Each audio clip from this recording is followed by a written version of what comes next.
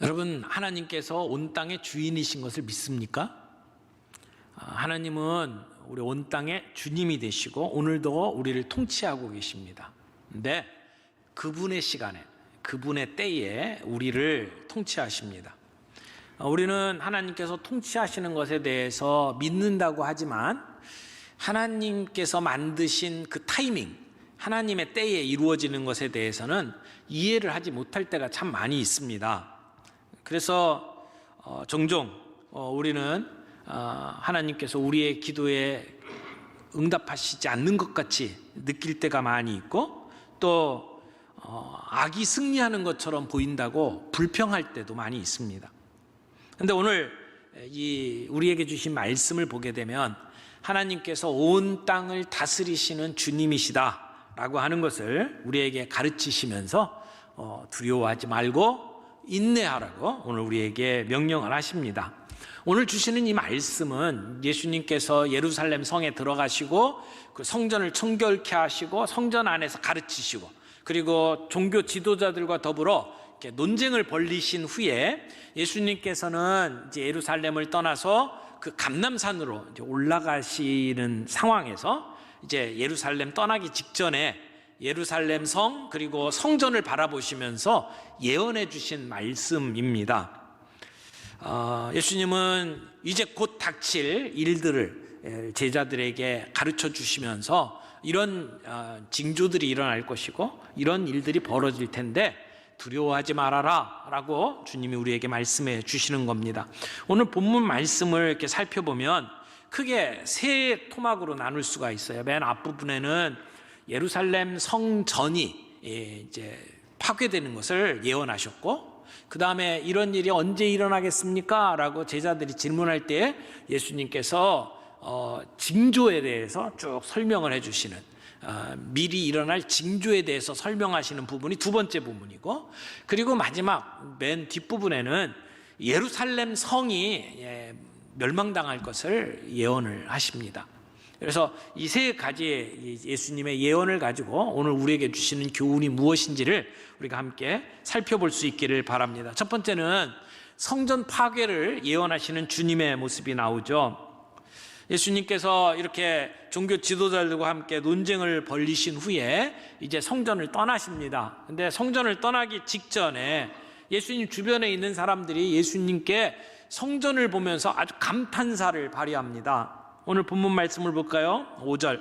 어떤 사람들이 성전을 가리켜 그 아름다운 돌과 헌물로 꾸민 것을 말하며, 이 성전이 얼마나 아름다웠는지 그 성전의 아름다움, 그 웅장함에 매료되어서 야, 대단합니다, 이렇게 이야기를 하고 있단 말이에요. 지금 이 제자들과 예수님 주변에 있는 사람들이 보는 성전에 대해서 우리가 조금 이제 좀 사전 지식이 좀 필요합니다. 여러분, 성전이 처음 지어진 것은 솔로몬 때잖아요. 솔로몬이 이제 남북 이스라엘로 나뉠 때의 왕입니다. 근데 솔로몬 그 왕이 다윗이 짓지 못했던 성을, 예루살렘 성 안에 성전을 짓죠. 그 모리아 산에 성전을 짓습니다. 이게 첫 번째 성전이에요. 그래서 우리는 이 성전을 제1성전 이렇게 이야기를 합니다. 근데 이 제1성전은 나중에 주전 586년에 이제 바벨론에 의해서 이 유대가 멸망할 때에 성전도 같이 회파가 됩니다. 성전이 무너져 버려요. 그리고 난 다음에 포로로 끌려갔던 사람들이 다시 이제 예루살렘에 귀환을 할 때에 주전 539년이라고 하죠.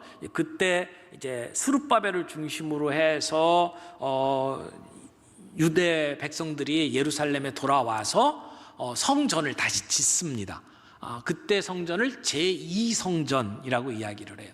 그런데 솔로몬 때의 그 웅장했던 성전의 모습이 아니라 아주 초라한 모습의 성전을 지을 수밖에 없었어요. 왜냐하면 포로로 끌려갔다가 돌아와서 정말 가난한 상태에 있었거든요. 성전을 지을 만한 그런 대단한 힘이 없는 상황에서 성전을 지었습니다. 그런데 그 성전도 나중에 로마가 이제 예루살렘을 침략하고 로마 통치 시대에 들어가게 될 때 주전 63년 경에 폼페우스 장군에 의해서 또 그 성전이 회파가 됩니다. 그런데 나중에 이제 이 유대의 권력을 잡게 되는 헤롯 왕이, 이 사람은 이방인 출신이라고 그랬죠. 유대 민족이 아니에요. 근데 정권을 잡습니다. 로마에게 사바사바해서, 그래서 로마에게 권력을 받습니다. 그런데 통치를 하려고 하니까 유대인들의 환심을 사야 되잖아요. 그래서 유대인들에게 마음을 얻기 위해서 그들이 가장 중요하게 여기는 성전을 개축합니다. 그러니까 헤롯이 지은 성전은 제3성전이라고 이야기하지 않아요. 이 스룹바벨이 지었던 제2성전을 중심으로 해서 확장시켰습니다. 그래서 무너졌던 그 성전, 그러니까 성소와 지성소를 다시 수리하고, 그리고 그 바깥으로, 옆으로 성전의 이제 부속 건물들을 아주 화려하게 짓습니다. 그래서 그 당시에 예루살렘의 구시가지의 한 5분의 1 정도가 이 예루살렘 성전이 차지할 정도로 성전을 아주 키웁니다. 그런데 그때에 이 수많은 비용을 들이고 가장 좋은 것들로 이 성전을 꾸미죠. 가장 대표적인 것이 그 당시에 건물들이 이제 그리스식의 그 건물을 영향을 받아서 이 기둥들을 이렇게 쭉 세우는 식의 건물을 짓습니다. 주랑이라고 그러죠. 또는 회랑 이렇게 표현을 하는데, 그 주랑, 그러니까 이 기둥들을 세우는데 이 기둥들을 아주 높이, 그리고 아주 두꺼운 대리석을 사용을 해서 주랑을 세우고요. 그리고 모든 건물의 벽 이런 것들을 흰 대리석으로 이제 짓습니다.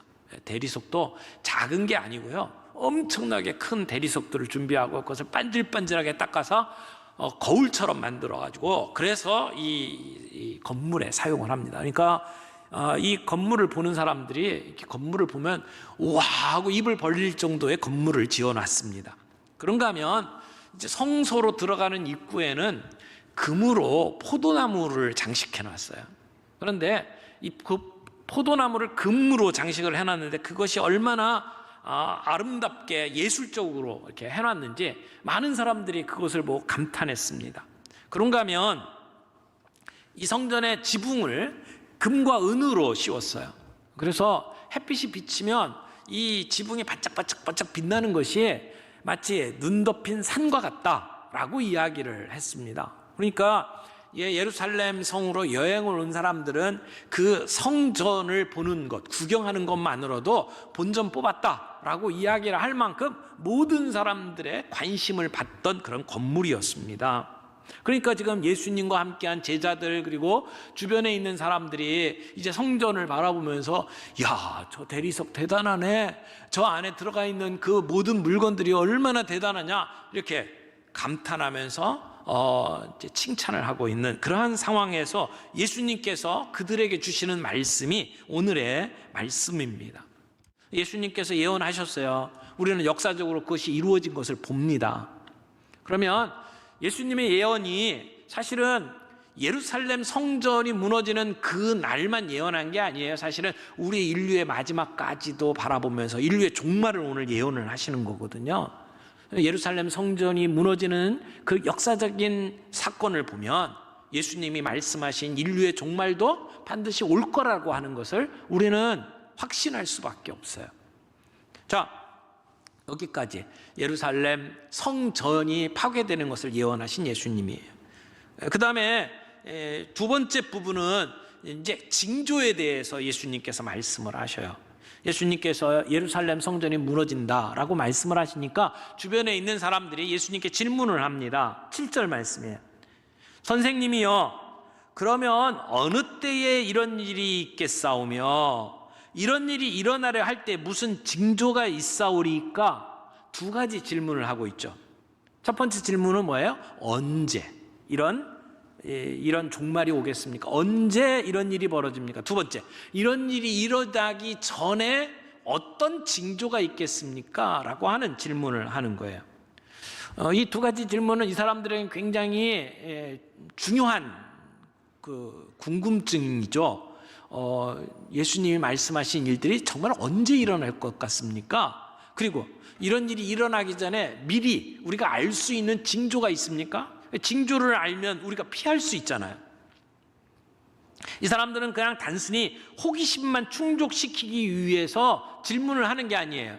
대비하고 싶은 마음이 있는 겁니다. 그래서 어떻게 하면 피할 수 있을까요? 사람들이 지금 이 성전이 무너진다라고 하는 예수님의 예언을 들었어요. 근데 이 이야기를 듣는 유대인들의 입장에서는 예루살렘 성전이 무너진다? 그건 있을 수가 없다고 생각을 하는 거예요. 하나님이 함께 하시는데 하나님의 거룩한 성전이 무너진다?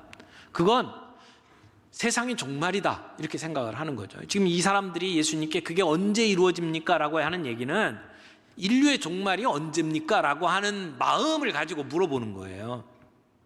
그래서 그때가 언제냐? 어떤 징조가 있겠느냐? 라고 물어봅니다. 거기에 대해서 예수님께서 답변을 하시죠. 근데 예수님의 답변에는 우리가 두 가지를 같이 생각을 해야 된다고 봐요.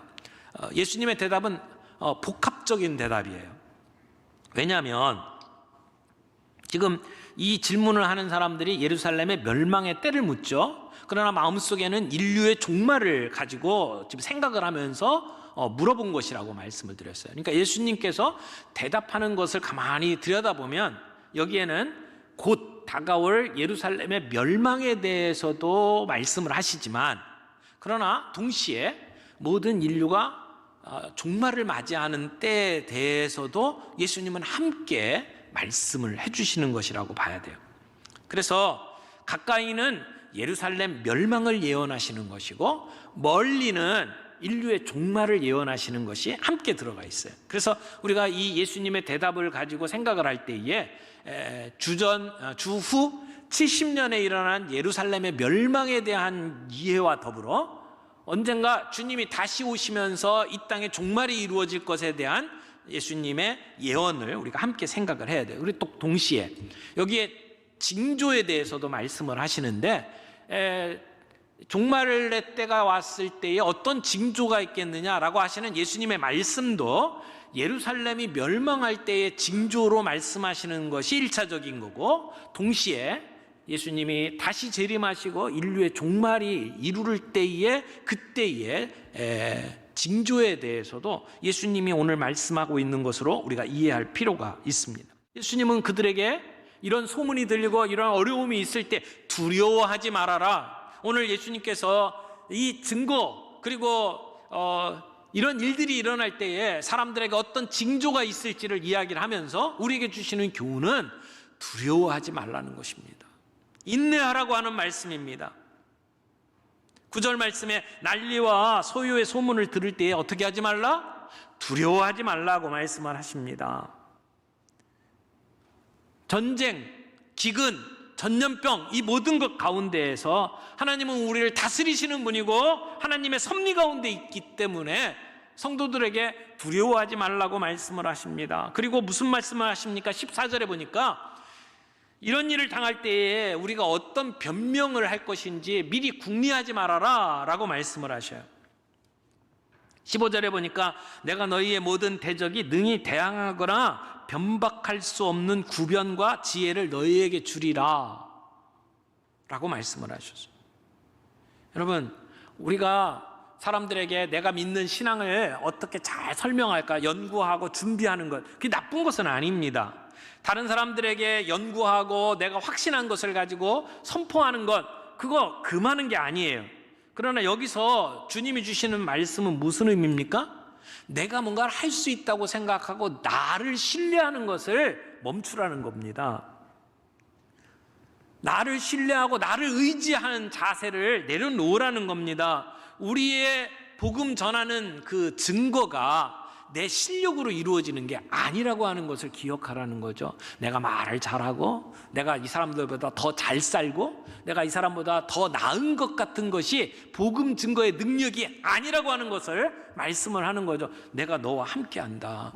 우리가 그런 어려운 상황들에게 부딪힐 때에 우리가 기도하며 주님을 의지하면 주님이 우리들에게 감당할 수 있는 힘을 주시고 그들이 대적할 수 없는 말을 우리에게 넣어주시겠다라고 하는 말씀이죠.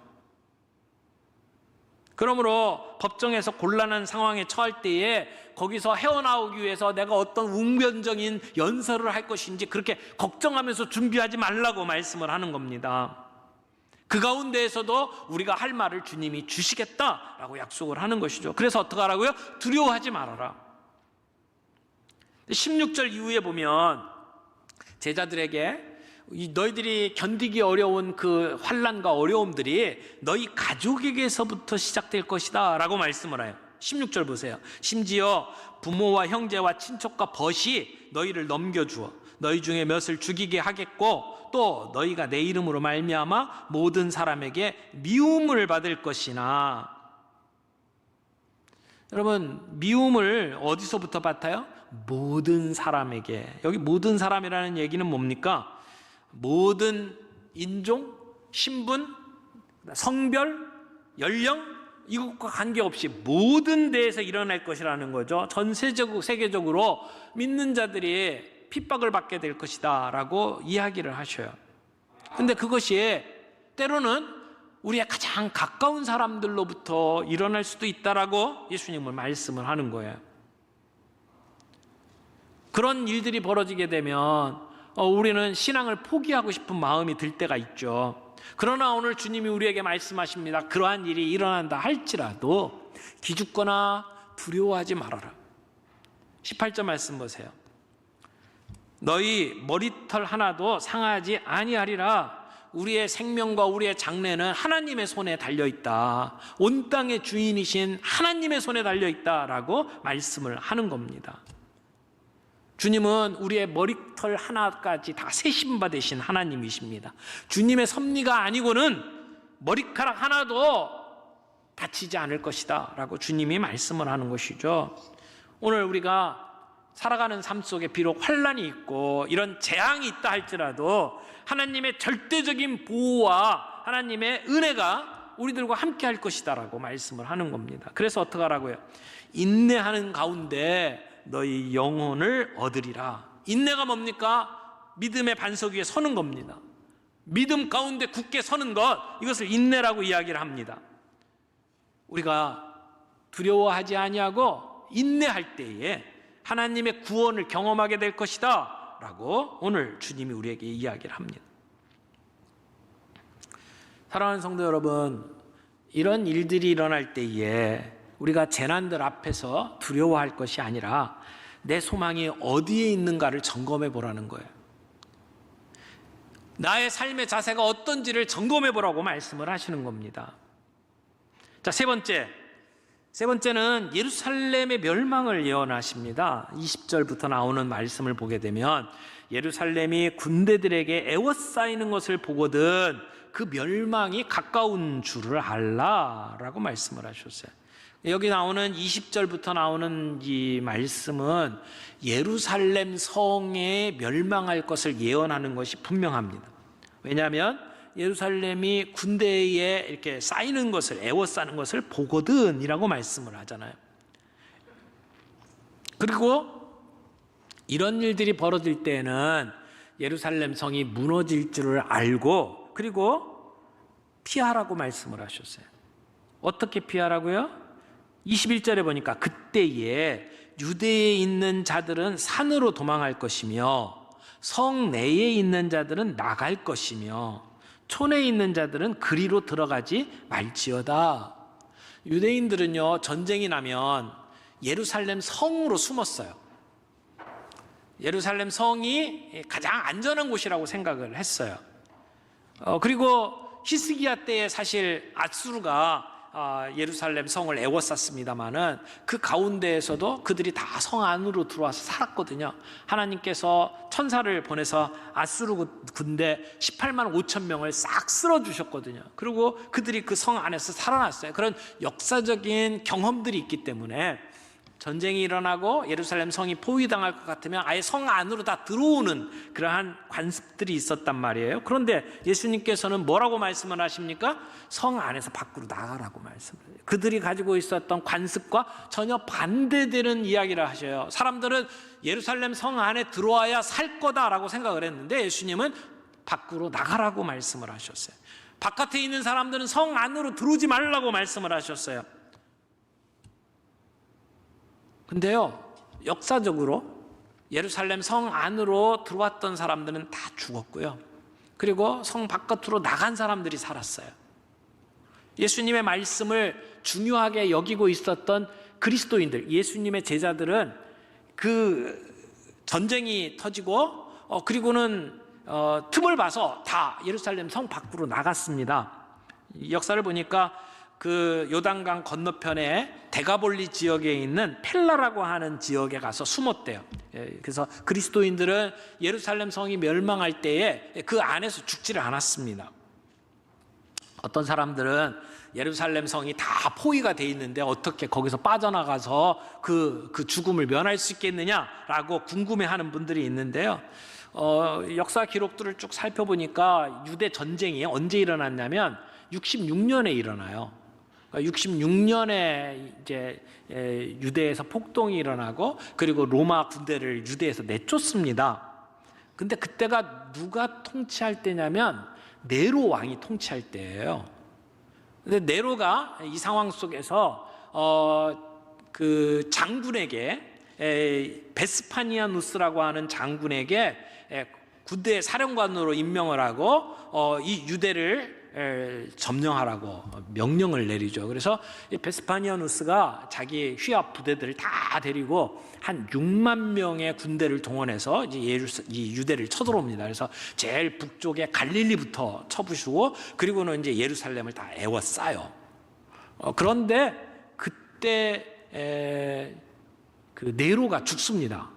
68년경에 이제 네로가 죽는데 그때 네로가 죽으면서 베스파니아누스가 황급히 군대를 철수하고 돌아가서 황제가 됩니다. 황제가 되고 그리고 난 다음에 자기 아들인 티투스를 장군으로 세워서 다시 예루살렘을 공격하게 만들어요. 그래서 그 멸망당한 게 70년이거든요. 그러니까 와서 포위했다가 그리고 이 네로가 죽으면서 빠져나간 그 기간 동안에 전쟁이 소강 상태가 됩니다. 그때가 한 1년 반 정도 소강 상태가 되는데 그때 예수의 제자들은 그 말씀을 듣고 예루살렘 성을 빠져나왔다라고 하는 기록들을 볼 수가 있습니다. 자, 예수님이 말씀하신 그 예언들이 그대로 이루어지는 것을 우리가 역사적으로 확인할 수 있잖아요. 그런데 예수님의 이 말씀은 단순히 예루살렘의 종말만이 아니라 인류의 종말까지도 예언하신 말씀이라고 그랬어요. 그래서 본문에 보게 되면 이제 1월 성신의 징조가 있겠고 그리고 하늘의 권능들이 흔들릴 거고 그리고 나중에 예수님은 구름을 타고 이 땅에 오신다라고 말씀을 하죠. 이 예언들은 인류의 종말에 일어나는 일들입니다. 최후 심판의 날. 그래서 본문에 이 날이 언제라고 이야기하냐면 주의 날이라고 표현해요. 주의 날이 언제입니까? 예수님이 다시 오시는 심판의 날을 이야기하죠. 그러나 이 날이 안 믿는 자들에게는 심판의 날이지만 예수를 믿는 우리에게는 구원의 날입니다. 속량의 날입니다. 주님이 구름 타고 이 땅에 능력으로 오신다라고 말씀을 하는데 여러분, 구름 타고 오시는 예수님, 이게 어떤 의미일까요? 예수님이 구름을 교통수단으로 사용하신다는 말씀일까요? 구름이라고 하는 것은 하나님의 임재를 표현할 때 사용하는 표현이거든요. 그러니까 예수님께서 이 땅에 오시는 것은 만왕의 왕으로 능력을 가지고 우리 가운데 임하신다라고 하는 의미를 담고 있습니다. 예수님께서 이 땅에 처음 오실 때는 사람들이 모르는 상태에서 아주 조용한 가운데 말구육간에 천한 모습으로 이 땅에 오셨어요. 겸손한 아기의 모습으로 오셨어요. 그러나 다시 오시는 예수님은 만왕의 왕으로 우리 가운데 오신다는 겁니다. 큰 능력과 영광 가운데 우리 가운데 오신다고 말씀을 하시는 겁니다. 구름 타고 오시는 그 주님, 그분이 오시면 어떤 일이 벌어집니까? 주님은 심판주로 오셔요. 그래서 믿지 아니하는 모든 사람들에게는 형벌의 날이에요. 심판의 날이에요. 그러나 예수님을 믿는 우리에게는 어떤 날이에요? 최후 승리의 날이에요. 영광의 날이에요. 그래서 28절 보세요. 주님이 우리에게 뭐라고 말씀하십니까? 28절. 이런 일이 되기를 시작하거든 어떻게 하라고요? 일어나 머리를 들라 너희 속량이 가까웠느니라. 아멘. 우리의 속량이 가까웠대요. 주님이 오시는 날 악한 자들은 형벌을 당하고 심판을 당하지만 예수 믿는 우리에게는 속량의 날이에요. 구원의 날이에요. 이제는 살았어요. 그러므로 이때부터 우리는 어떻게 해야 된다고요? 고개를 들라고 이야기를 하십니다. 두려워하지 말아라, 인내하라 말씀하신 주님이 이때가 되면 고개를 들라고 말씀을 하십니다. 우리는 이런 소망을 가지고 살아가는 사람들이에요. 이 혼란의 시대에 재앙이 있고 난리가 나고 그리고 전염병이 돌고 이런 힘든 시간들을 살아가면서도 우리는 주님이 다시 오실 날을 기다리며 소망 가운데 살아가는 사람들입니다. 그러면 오늘 예수의 제자로 살아가는 저와 여러분들이 인내하기로 결단하기를 바랍니다. 두려워하지 아니하고 주님의 소망을 기다릴 수 있기를 바랍니다. 우리의 고개를 들고 당당하게 이 땅에서 우리의 믿음을 드러내며 살아갈 수 있기를 바랍니다. 세상의 종말이 어떻게 올지 잘 몰라요. 영화 같은 곳에서는 아마겟돈이라는 이름도 사용하고 핵전쟁으로 망하는 스토리를 이야기합니다. 하늘의 권능이 흔들리고 해성이 지구와 충돌해서 망하는 것을 이야기도 하고 어떤 사람들은 빙하가 녹아서 그래서 온 지구가 물에 덮일 것을 이야기를 합니다. 어떤 상황으로 어떤 종말이 오든지 그날은 우리 주님이 이 땅에 다시 오시는 날이고 그날은 다른 사람들에게는 심판의 날, 최후의 날일지 모르지만 우리에게는 구원의 날이고 속량의 날이 영광스러운 승리의 날이라는 것을 오늘 우리 주님이 이야기를 합니다. 우리 모두가 당당하게 고개를 들고 그 종말을 맞이할 수 있는 저와 여러분들이 되기를 바랍니다. 오늘 우리의 신앙의 고백이 온 땅의 주인이신 우리 주님, 오늘도 주님이 나를 지키고 계시고 나를 보호하고 계시고 그 주님의 절대 주권으로 나를 이끌어 가시기 때문에 내 머리턱 하나도 하나님이 허락하시지 아니하면 해치지 못한다라고 하는 확신과 그 믿음을 가지고 주님이 오시는 날을 당당하게 기다리며 우리의 복음을 드러내고 내 색깔을 드러내고 당당하게 살아갈 수 있는 저와 여러분들이 되기를 바랍니다.